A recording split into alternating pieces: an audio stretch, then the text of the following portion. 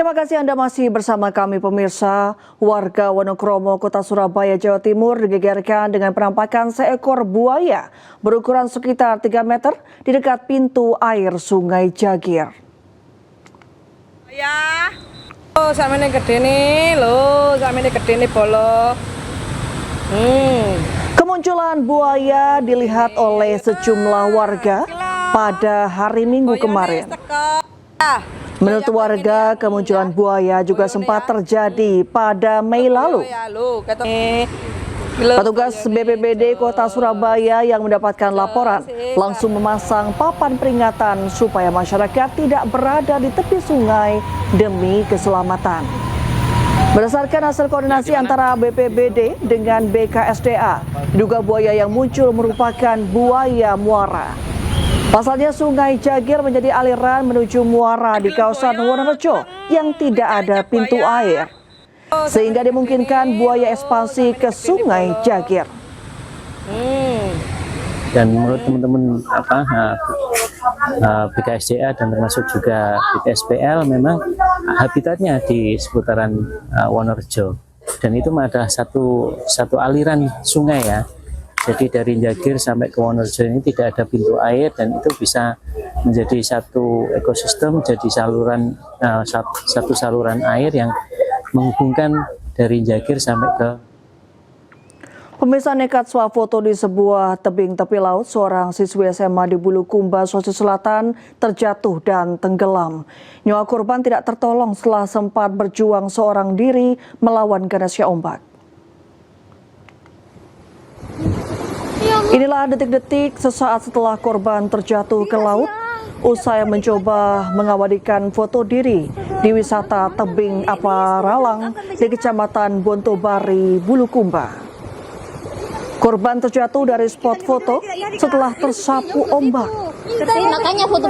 Korban nampak berjuang melawan ombak dan sempat meminta tolong meski akhirnya tidak mampu melawan arus dan tenggelam.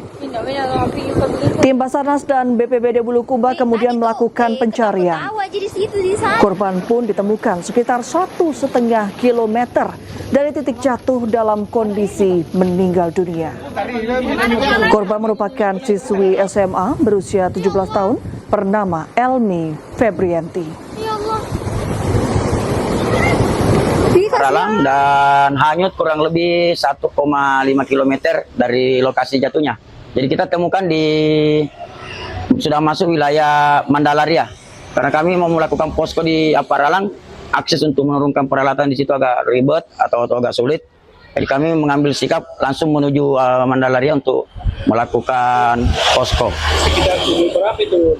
Jadi kami temukan pada pukul 00:10 malam. Pemirsa, Komisi Pemberantasan Korupsi menyegel sejumlah ruangan di lingkungan pemerintah Kabupaten Muara Enim, Sumatera Selatan. Penyegelan dilakukan menyusul operasi tangkap tangan yang dikabarkan berkaitan dengan pejabat di lingkungan Pemkab Muara Enim. Tim penyidik KPK menyegel ruang kerja dan ruang tunggu Bupati Muara Enim, ruang asisten 2 bidang perekonomian dan pembangunan, serta 5 ruangan di Dinas Pendidikan dan Kebudayaan Kabupaten Muara Enim. Selain itu, rumah Dinas Bupati Muara Enim juga turut disegel penyidik. Penyegelan dilakukan oleh belasan petugas KPK yang datang ke Muara Enim dan terbagi dalam 2 tim. Satu tim melakukan penyegelan di Dinas Pendidikan dan Kebudayaan, sementara tim lainnya menyegel ruang kerja dan rumah Dinas Bupati. Sebelumnya KPK juga dikabarkan menangkap Bupati Muara Enim untuk dibawa ke Palembang sebelum diberangkatkan ke Jakarta. 10 orang diamankan di wilayah Jakarta dan juga Sumatera Selatan. 5 diantaranya merupakan pihak-pihak dari Pemkab Muara Enim dan 5 orang lainnya dari pihak swasta. Saat ini beberapa sedang dilakukan pemeriksaan intensif di tahap penyelidikan di Polda Sumsel. Beberapa diantaranya sudah diamankan di K4. Detail perkaranya nanti kami akan sampaikan.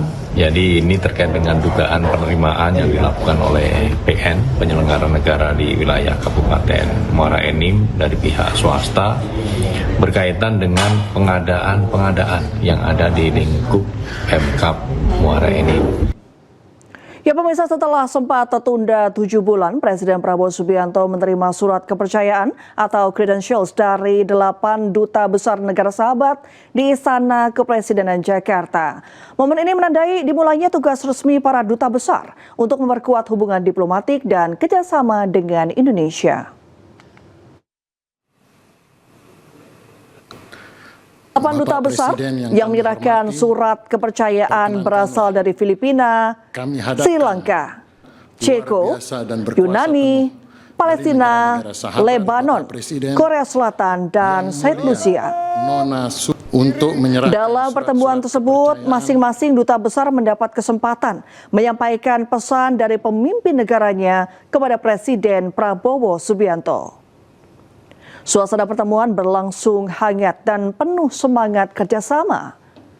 Dalam pertemuan tersebut, Presiden Prabowo juga sempat menyampaikan permohonan maaf atas keterlambatan jadwal penyerahan surat kepercayaan para diplomat tersebut. Presiden sudah juga menyampaikan, pertama beliau meminta maaf atas keterlambatan ini kepada seluruh para dubes, dan murni lebih banyak karena faktor jadwal yang sangat padat dari beliau. Tidak ada niat sama sekali untuk menunda-nunda pemberian kredensial sama sekali, ya. Murni karena masalah jadwal yang sangat padat tadi saja dari pelantikan dan situasi fokus beliau kepada. Sementara itu pemirsa, Yerusalem dalam keadaan siaga. Sirine meraung saat Israel dan Iran saling serang untuk pertama kalinya sejak gencatan senjata. Pada Senin pagi, Yerusalem dalam keadaan siaga. Sirine terdengar meraung saat Israel dan Iran saling melancarkan serangan untuk pertama kalinya sejak gencatan senjata. Selain itu, suara ledakan juga terdengar di langit Yerusalem, diduga pencegatan rudal.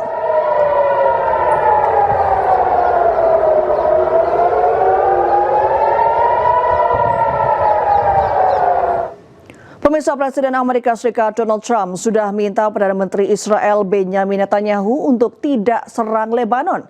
Namun permintaan Trump diabaikan Netanyahu hingga berujung Israel diserang dan jadi musuh bersama kelompok pendukung Iran.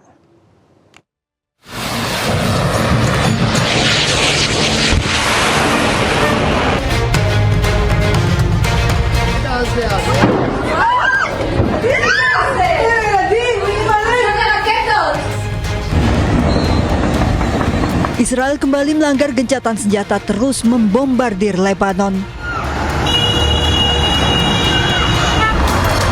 Serangan terus-terusan Israel memicu kemarahan Iran hingga Garda Revolusi Iran melancarkan gelombang serangan balasan ke Israel.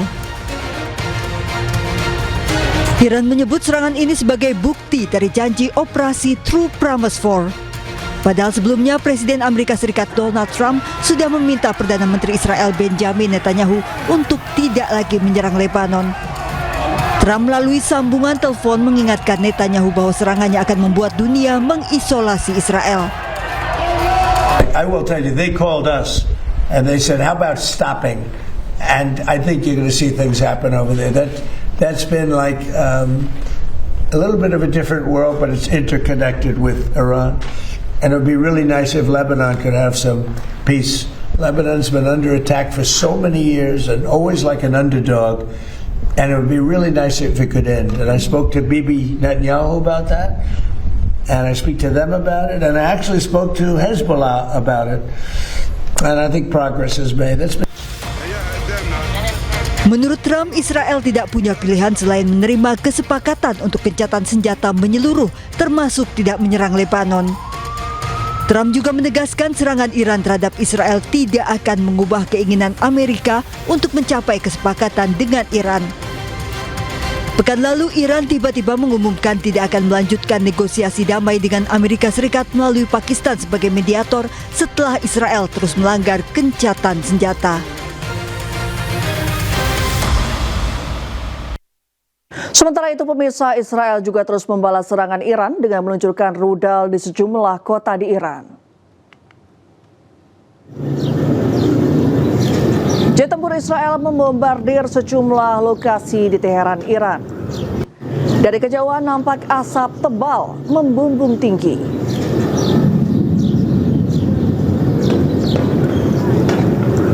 Di lokasi lain, pemirsa, juga nampak api dan asap usai Israel meluncurkan rudal balistik. Israel terus meluncurkan serangan balasan ke sejumlah wilayah di Iran, di antaranya di ibu kota Iran, Teheran, kota Tabriz, dan Isfahan.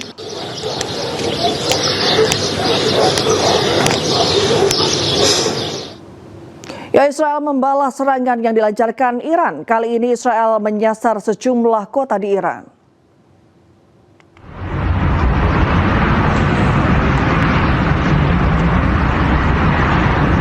Ledakan terdengar di sejumlah kota di Iran, di antaranya ibu kota Iran, Teheran, kota Tabriz, dan Isfahan.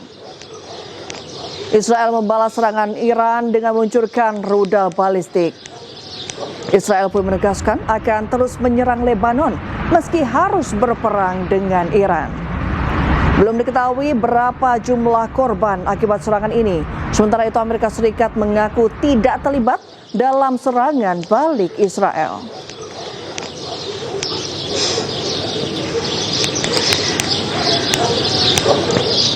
Komisi Pemberantasan Korupsi menyegel sejumlah ruangan di lingkungan pemerintah Kabupaten Muara Enim, Sumatera Selatan. Ais Malam segera kembali usai jeda.